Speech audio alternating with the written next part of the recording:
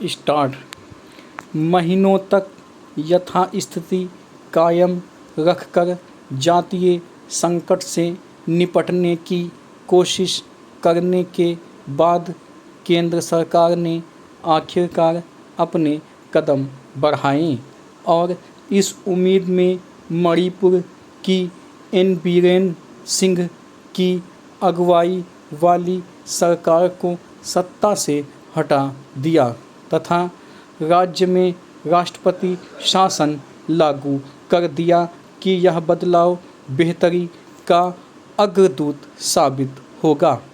लेकिन सत्तारूढ़ भारतीय जनता पार्टी द्वारा अपने निवर्तमान नेता का कारगर विकल्प नहीं ढूंढ पाने का तथ्य न सिर्फ पार्टी के भीतर के आंतरिक विभाजन बल्कि पूरे राज्य में व्याप्त प्रबल जातीय विभाजन को भी दर्शाता है। इसके मद्देनज़र जातीय संघर्ष से बुरी तरह ग्रसित इस राज्य में वापस सामान्य स्थिति बहाल करने के लिए राष्ट्रपति शासन लागू करना एक व्यावहारिक तरीका जान पड़ा। राष्ट्रपति शासन लागू करने के बाद सरकार ने हिंसा के उन तमाम साधनों पर धीरे धीरे नियंत्रण हासिल करने की कोशिश की है जो पिछले 2 सालों के दौरान बेलगाम दिखाई दे रहे थे। उसने गैर सरकारी समूहों को पुलिस शस्त्रागार से हासिल हथियारों को सौंपने की एक समय सीमा दी।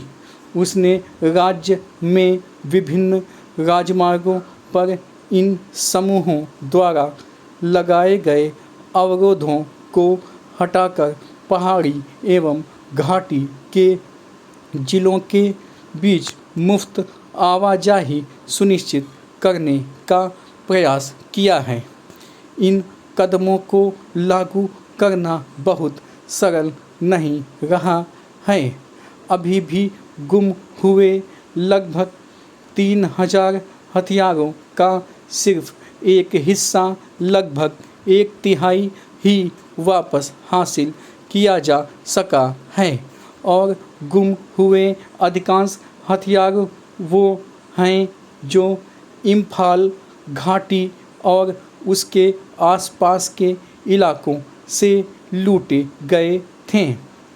केंद्रीय सशस्त्र पुलिस बलों द्वारा पहाड़ी जिले कांगपोकपी में सभी वाहनों की मुक्त आवाजाही को लागू करने के प्रयासों के दौरान हिंसा हुई जिसमें एक व्यक्ति की मौत हो गई और 40 से ज़्यादा लोग घायल हो गए। पैरा कुकी समुदाय की नुमाइंदगी करने का दावा करने वाले एक नागरिक समाज संगठन ने लोगों की मुक्त आवाजाही के लिए उठाए जा रहे कदमों के खिलाफ चेतावनी देते हुए इसके पूर्व शर्त के रूप में कुकी बहुल इलाकों के लिए केंद्र शासित प्रदेश का दर्जा या एक अलग व्यवस्था की मांग की है। यह एक खतरनाक चाल है क्योंकि ऐसा कोई भी कदम जातीय संघर्ष को और गहरा करेगा तथा राज्य के पहाड़ी जिलों में रहने वाले नागा समुदायों की तरफ से इसका विरोध भी किया जाएगा।